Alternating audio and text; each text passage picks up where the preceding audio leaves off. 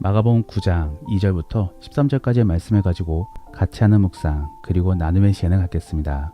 먼저 본문 말씀부터 같이 들어보겠습니다. 엿새 후에 예수께서 베드로와 야고보와 요한을 데리시고 따로 높은 산에 올라가셨더니 그들 앞에서 변형되사 그 옷이 광채가 나며 세상에서 빨래하는 자가 그렇게 희게 할 수 없을 만큼 매우 희어졌더라. 이에 엘리야가 모세와 함께 그들에게 나타나 예수와 더불어 말하거늘 베드로가 예수께 고하되 랍비여, 우리가 여기 있는 것이 좋사오니 우리가 초막 셋을 짓되 하나는 주를 위하여, 하나는 모세를 위하여, 하나는 엘리야를 위하여 하사이다 하니 이는 그들이 몹시 무서워하므로 그가 무슨 말을 할지 알지 못함이더라. 마침 구름이 와서 그들을 덮으며 구름 속에서 소리가 나되 이는 내 사랑하는 아들이니 너희는 그의 말을 들으라 하는지라. 문득 둘러보니 아무도 보이지 아니하고 오직 예수와 자기들 뿐이었더라. 그들이 산에서 내려올 때 예수께서 경고하시되 인자가 죽은 자 가운데서 살아날 때까지는 본 것을 아무에게도 이르지 말라. 그들이 이 말씀을 마음에 두며 서로 문의하되 죽은 자 가운데서 살아나는 것이 무엇일까? 예수께 묻자와 어찌하여 서기관들이 엘리야가 먼저 와야 하리라 하나이까? 엘리야가 과연 먼저 와서 모든 것을 회복하거니와 어찌 인자에 대하여 기록하기를 많은 고난을 받고 멸시를 당하리라 하였느냐. 그러나 내가 너희에게 이르노니 엘리야가 왔으되 기록된 바와 같이 사람들이 함부로 대우하였느니라. 오늘 본문에서는 변화산 사건을 전해주고 있습니다. 예수님은 3명의 제자들만을 데리고 산으로 올라가셨습니다. 그리고 거기에서 엘리야와 모세를 만나 교제하게 되는 것입니다. 또한 베드로는 예수님과 모세 그리고 엘리야를 위하여 초막을 짓겠다고 전하였습니다. 하지만 얼마 안 있어 모세와 엘리야는 사라지고 그렇게 해서 남은 4사람들만이 다시 내려오게 되는 것입니다. 오늘 본문의 내용은 여러 가지의 의미로 해석될 수 있습니다. 먼저는 종말과 관련된 천국의 모습을 떠올려 볼 수 있습니다. 그러므로 베드로가 언급하고 있는 초막은 장막절 속에 종말을 의미하고 있는 것입니다. 더불어 베드로는 여기가 좋사오니 라고 언급하고 있는데 이러한 부분들은 그들이 낙원을 경험하고 있음을 전해주고 있는 것입니다. 그리고 예수님이 변화되신 사건도 우리가 훗날에 어떠한 모습을 갖추게 될 것인가를 전해주고 있는 것입니다. 또한 다른 복음서 말씀도 참고해보면 엘리야와 모세는 예수님의 고난에 대하여 전해주었다라고 전해주고 있습니다. 더불어 오늘 본문에서는 예수님이 자신의 죽음과 부활에 대하여 언급하고 있습니다. 이를 통해 우리는 우리 그리스도인들이 어떠한 삶을 살아야 되는가도 알 수 있는 것입니다. 그런데 저는 오늘 본문 말씀을 통해 제자들의 관점에서 말씀을 살펴보기를 원합니다. 왜냐하면 제자들이 계속적으로 등장하고 있고 또 그들이 계속적으로 말하고 있기 때문입니다. 이것은 그들의 관점도 중요함을 전해주고 있는 것입니다. 사실 오늘 본문 속 제자들은 예수님을 쫓아 변화산에 오르는 그러한 큰 행운을 얻습니다. 왜냐하면 그들은 모세와 엘리야를 보았기 때문입니다. 또한 잠시나마 천국을 경험해 보았으니 그 천국에 대한 기대감도 커졌을 것입니다. 그리고 내려오는 도중에 예수님께 궁금한 것도 물어보았으니 그만큼의 믿음의 지식도 쌓였을 것입니다. 그러므로 그들은 다른 제자들보다도 더 많은 경험을 축적할 수 있게 된 것입니다. 이렇게 이들은 큰 축복을 얻습니다. 그런데 이렇게 큰 축복을 얻는 이유는 무엇입니까? 바로 예수님이 함께 하셨기 때문입니다. 그러므로 저는 오늘 본문 말씀을 통해 그렇게 주님과 함께하고 있으면 어떠한 축복을 받게 되는지를 함께 살펴보기를 원합니다. 첫 번째로 주와 가까이 하게 되면 천국을 경험하게 됩니다. 그래서 훗날에 가게 될 영원한 천국을 기대하게 되는 것입니다. 앞서도 이야기했듯이 제자들은 변화산에서 천국을 경험하게 됩니다. 그러므로 기분이 너무나 좋고 하나님의 임재를 경험할 수 있게 되는 것입니다. 또한 믿음의 위인들과도 교제할 수 있었습니다.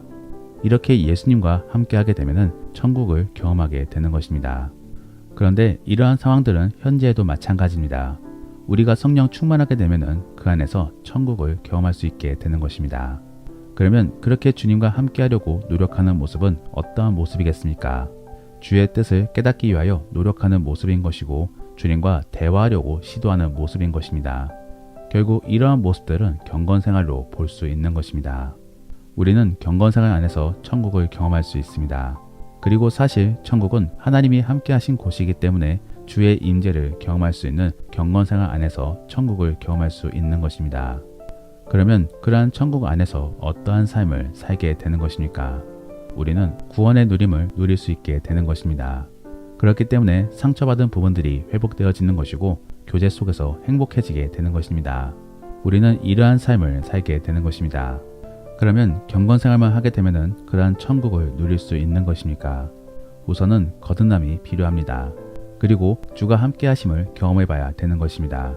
그러한 부분들 속에 생각의 변화가 일어나게 되는 것이고 믿음의 교제 속에 주의 감동도 듣게 되면 그때부터 행복해지게 되는 것입니다. 사실 이러한 모습들은 교회 안에서 일어나야 되는 것입니다. 하지만 많은 교회들 안에서는 분란이 일어나고 있고 또 어떠한 성도님들은 시험에 빠지고 있습니다. 왜 그런 것입니까? 바로 신앙생활이 아닌 종교생활을 하고 있기 때문입니다. 거듭남 속에 자연스러운 변화가 일어나야 되는 것인데 그냥 지식적으로 알고 가지려고 하다 보니 불편하게 되는 것입니다. 그러므로 가식적으로 하게 되는 것이지요. 우리는 오늘 본문 말씀을 바라보면서 신앙생활의 목표를 천국으로 삼아야 되는 것입니다. 주님과 함께하다 보면은 천국을 경험할 수 있다라는 사실을 인지하고 그러한 삶을 기대해야 되는 것입니다. 그리고 그러한 기대 속에서 경건생활을 잘 감당하면 되는 것입니다. 더불어 경건생활도 의무적으로 감당하는 것이 아닌 내가 원함으로 그리고 그 필요성을 인지함으로 감당해야 되는 것입니다. 정말로 그러한 모습을 통해 천국을 경험해 보시기를 바랍니다. 두 번째로 주와 가까이 하게 되면 하나님의 일하심을 경험하게 됩니다. 오늘 본문 속의 제자들은 예수님이 변화되시는 것을 보게 됩니다. 그리고 주의 임재 아래 하나님의 음성도 듣게 되는 것입니다. 그를 통하여 그들은 하나님이 일하고 계심을 느낄 수 있었을 것입니다. 그리고 그를 통하여 주가 살아계심도 느낄 수 있었을 것입니다. 사실 이러한 부분들은 오늘날에도 비슷합니다. 우리는 경건생활을 통하여 주의 역사하심을 경험하게 되는 것입니다. 예를 들면 회복이 있습니다. 우리는 경건생활 안에서 미처 생각지 못한 주의 말씀을 들어 위로를 받는 경우들이 있습니다. 그리고 또 한편으로는 생각지 못한 깨달음 속에 소름을 경험하기도 하는 것입니다. 그런데 이러한 일들은 모두 어떻게 일어나게 되는 것입니까? 모두 하나님이 일하심으로 회복을 주는 것이고 깨달음을 얻을 수 있게 만들어 주시는 것입니다. 어떠한 분들은 인간의 잠재성을 들어 스스로가 이렇게 깨달을 수 있다라고 전하지만 우리 인간은 연약한 존재입니다. 스스로를 치유할 수 없는 존재인 것이지요. 우리는 우리의 죄성으로 인하여 계속적으로 죽음의 길로 나아가게 됩니다. 그러므로 회복이 있다라고 한다면 우리의 능력으로 회복되어지는 것이 아닌 외부의 능력으로 회복되어지고 있는 것입니다. 그리고 그 외부가 바로 하나님입니다. 결국 하나님이 함께 하심으로 우리가 은혜를 입고 있는 것입니다. 다만 하나님은 영이시기 때문에 우리는 하나님을 볼 수 없습니다. 하지만 주가 일하심을 느낄 수 있는 것이지요. 저는 이러한 것들을 경험하기 위해서는 결국 주 안에 머물러야 된다라고 생각합니다. 그리고 그러한 머무름이 바로 경건생활인 것입니다. 사랑하는 성도 여러분, 경건생활 안에서 주가 일하시는 것을 경험해 보시기를 바랍니다. 그리고 그를 통해 주가 살아계심을 느끼고 그 주님께 의지해 보시기를 바랍니다. 마지막으로 주와 가까이 하게 되면 주의 뜻을 알게 됩니다. 그러므로 주가 원하시는 방향으로 나아가게 되는 것입니다. 오늘 본문 속의 제자들은 예수님께 여쭙게 됩니다. 사실 당시의 유대인들은 메시아가 오시기 전에 엘리야가 먼저 올 것을 예상하였습니다. 왜냐하면 말라기 말씀에 그렇게 예언되어 있기 때문입니다. 그리고 그러한 부분들을 서기관들에 의하여 전해지게 되었던 것입니다. 그렇기 때문에 많은 유대인들은 메시아를 고대함 속에 엘리야도 기다렸습니다. 그런데 제자들은 먼저 예수님의 만남 속에 엘리야를 보게 되었으니 서기관들의 가르침과 자신들이 겪었던 일들에 대하여 충돌이 일어나게 된 것입니다. 거기에 대하여 예수님께서는 우선은 서기관들의 해석이 맞다라고 전해주고 계십니다. 그러면서 말씀을 바르게 풀어주시는 것이지요. 예수님은 이렇게 질문하고 계십니다. 엘리야가 와서 회복시켜주고 있는데 왜 메시아는 고난을 받고 멸시를 받게 되었느냐라는 것입니다. 사실 회복이 되었으면 더 이상 메시아를 기다릴 필요가 없습니다. 그리고 또 어쩌면 메시아를 높여야 되는 것이지 왜 메시아를 멸시하게 되느냐라는 것입니다. 결국 그들이 오해하고 있음을 전해주고 계신 것입니다. 유대인들은 그저 절대적인 군주만을 기대하였습니다. 하지만 하나님의 뜻은 그렇지 않은 것이지요.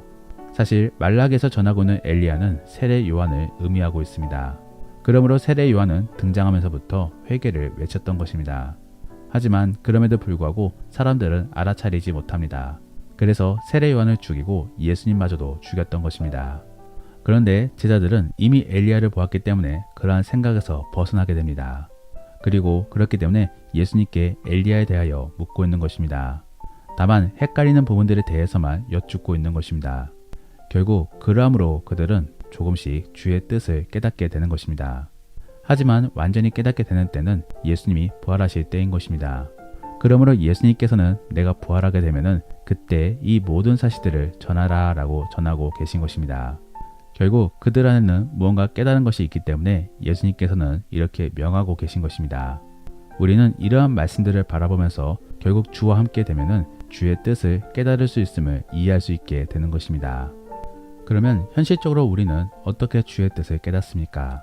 그에 대한 한 힌트가 오늘 본문의 7절 말씀에 있습니다. 바로 하나님의 음성을 통하여 알 수 있는데 주의 말씀은 성경 말씀을 통하여 인용되어지고 있다는 것을 볼 수 있는 것입니다. 결국 주의 뜻은 주의 말씀을 통하여 깨달을 수 있는 것입니다. 앞서도 이야기했듯이 주와 가까워지기 위해서는 경건생활이 필요합니다. 그러면 그 경건생활은 무엇을 기반으로 되어 있습니까? 바로 말씀입니다. 말씀 안에서 묵상하고 말씀을 통하여 기도하며 말씀의 지식을 기반으로 교제하게 되는 것입니다. 그러므로 우리는 결국 말씀 안에서 주의 뜻을 깨닫게 되는 것입니다. 특별히 저는 요즘에 성경 읽기의 중요성을 깨닫습니다. 결국 주의 음성을 듣기 위해서는 말씀을 읽어야 되는 것입니다. 그리고 그를 통하여 하나님께서는 성령의 감동을 통해 우리 안에 주의 뜻을 깨닫게 만들어 주시는 것입니다. 사랑하는 성도 여러분, 결국 경건생활이 있어야지만이 우리는 주와 가까워질 수 있고 그 경건생활을 통하여 주의 뜻을 깨달을 수 있는 것입니다. 그러므로 경건생활 안에서 주의 뜻을 발견해 보시기를 바랍니다. 말씀을 정리합니다. 오늘은 예수님을 따랐던 3명의 제자들을 바라보면서 그들이 받았던 축복들에 대하여 함께 나누었습니다. 우리는 주와 함께하게 되면 천국을 경험할 수 있습니다. 그러므로 경건생활 안에서 주가 함께 하심을 느껴 위로와 회복을 경험할 수 있는 것입니다. 더불어 그를 통해 주가 일하심도 느낄 수 있습니다. 그리고 우리는 경건생활을 통해 하나님의 뜻을 발견할 수 있게 되는 것입니다. 이것 또한 주가 함께 하심에 대한 증거가 될 수 있는 것입니다. 물론 경건생활만 하게 되면 모든 것이 다 잘되고 행복해지는 것은 아닙니다. 분명히 어려움도 있을 수 있습니다. 하지만 그 안에서 우리는 주의 뜻을 발견할 수도 있는 것입니다. 그리고 그를 통해 기대감을 가질 수도 있게 되는 것입니다. 그러므로 그리스도인들은 긍정적인 사람이 될 수도 있는 것입니다. 정말로 주가 함께 하심 속에 그러한 구원을 누려볼 수 있기를 원합니다. 그러면 오늘 들은 이야기를 생각해 보시며 다시 한 번 더 오늘 본문의 말씀을 들어보시겠습니다. 엿새 후에 예수께서 베드로와 야고보와 요한을 데리시고 따로 높은 산에 올라가셨더니 그들 앞에서 변형되사 그 옷이 광채가 나며 세상에서 빨래하는 자가 그렇게 희게 할 수 없을 만큼 매우 희어졌더라. 이에 엘리야가 모세와 함께 그들에게 나타나 예수와 더불어 말하거늘 베드로가 예수께 고하되 라삐여, 우리가 여기 있는 것이 좋사오니 우리가 초막 셋을 짓되 하나는 주를 위하여, 하나는 모세를 위하여, 하나는 엘리야를 위하여 하사이다. 하니 이는 그들이 몹시 무서워하므로 그가 무슨 말을 할지 알지 못함이더라.